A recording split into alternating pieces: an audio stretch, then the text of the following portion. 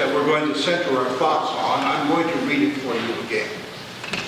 And he told them a parable to the effect that they ought always to pray and not lose heart.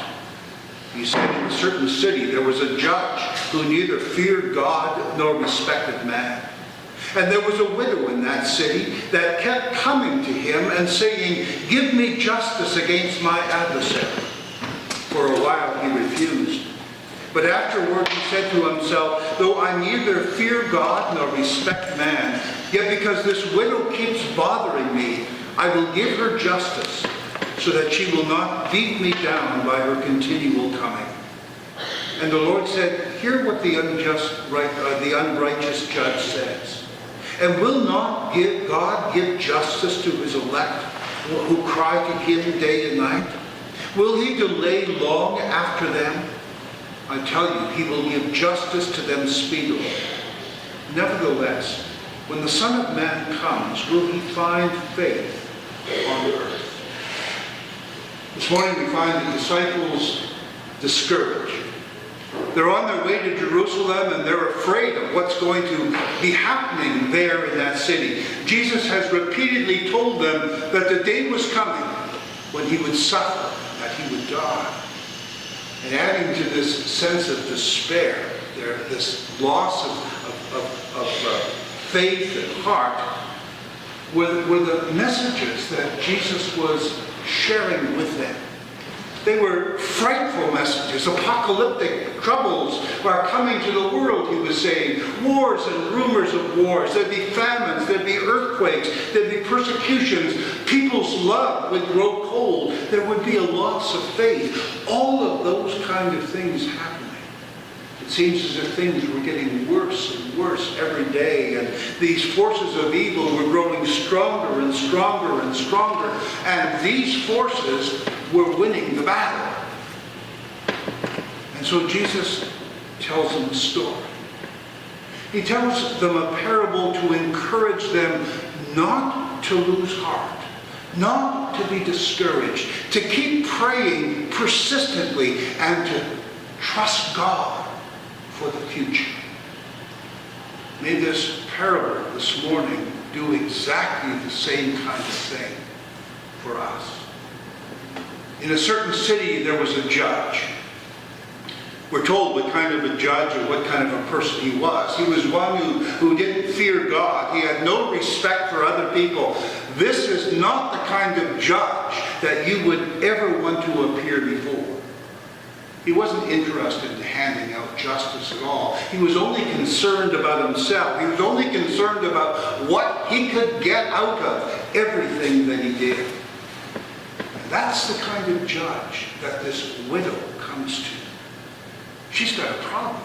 She needs help. She tells her story. She pleads her case. But because she has little or no money to grease the judge's palms, and because she has no powerful friends to intercede for her, the judge does absolutely nothing. He completely ignores her. In fact, he keeps just sending her away. I suppose that most people would have just given up. But not this widow. She may not have had any money. She may not have had powerful friends, but she had one weapon: persistence. She had persistence. She kept coming back day after day after day. "Give me justice," she cried. "Vindicate me," she pleads, over and over and over again, day after day after day. And we're told that the judge finally gives in. "She's wearing me out. She's beating me down."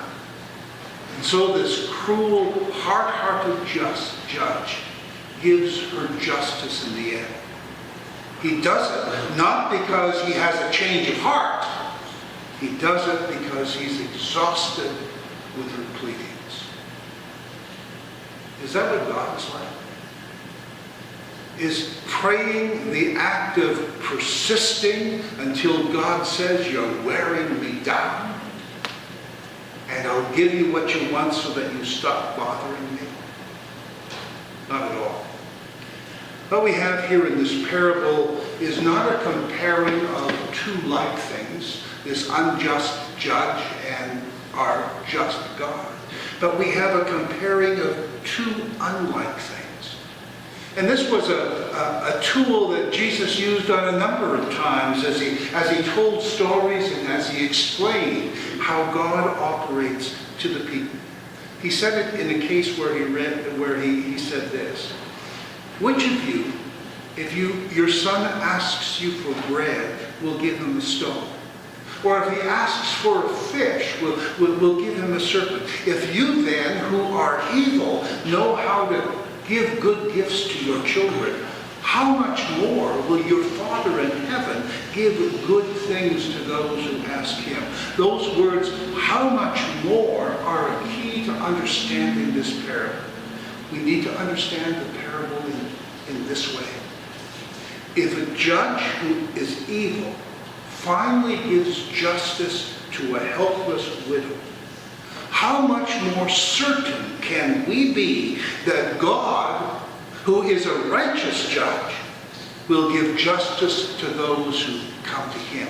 Or to put it another way, if a corrupt official can do the right thing in spite of a nature that wants to do bad, how much more can we rely on God to do the right thing?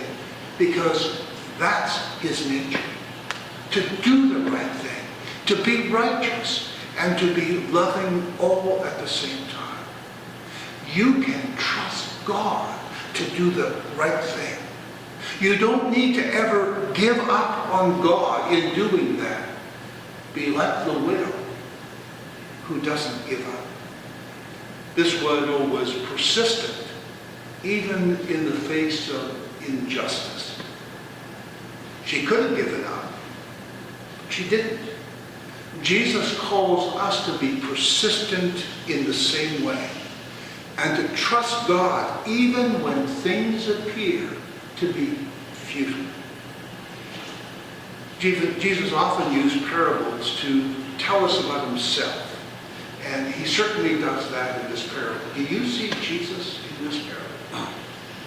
I see Jesus as the persistent widow. As Jesus is on his way to Jerusalem, he tells this story. And soon after he arrives in Jerusalem, he begins to experience injustice. First at the hands of Caiaphas, then at the hands of Pilate, then at the hands of Herod, then at the crowds who shout, "Crucify him, crucify him." Remember how Pilate washed his hands of the whole affair and said, "This isn't my problem." Justice, injustice after injustice after injustice is what Jesus was experiencing. Yet, through it all, Jesus was persistent. He does not give up. He keeps praying. He lives with the kind of trust that he talks about in this parable, that there will be justice in the end. He keeps faith with his Father, even as he suffers. He keeps faith with his Father, even as he is whipped and beaten. He keeps faith with his Father, even as they nailed him on the cross and he suffers death. And then, in the end, comes the vindication, the resurrection. And through it all, and because of it all, we too have been vindicated with forgiveness, and with resurrection too, and with life, for now and forever. In this parable, Jesus teaches us to keep faith, to pray continually, and to never lose heart. After all, we have a God who is just and loving and gracious. We have a God who always keeps his promises. And he's kept all of those promises for each and every one of us in Jesus Christ. And now, as we live in him, he promises to us that he will hear and he will answer our prayers. Indeed, we can speak to him like little children speak to their dear Father. Jesus ends this parable with a question. When the Son of Man comes, will he find faith on earth? Will he find faith like this persistent widow? The answer, I think, implied in the question is yes, he will. He's going to find that kind of faith in people that are mentioned just following this text. In the tax collector, who humbles himself in the temple and beats his chest and implores God to forgive him. That's the story we're going to be talking about next week. We find it in people like the little children who come to Jesus, trusting him implicitly, and he picks them up and he blesses them. You find this kind of faith in people like the blind beggar, the story that follows both of these, who cries out to Jesus for healing, and he gives it.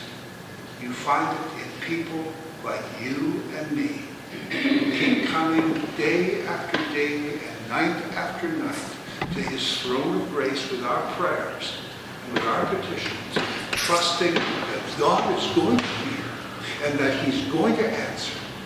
And he'll answer in a way that is good and right and for our eternal good. Amen. And now may the peace of God that passes our understanding keep your hearts and minds in Christ Jesus.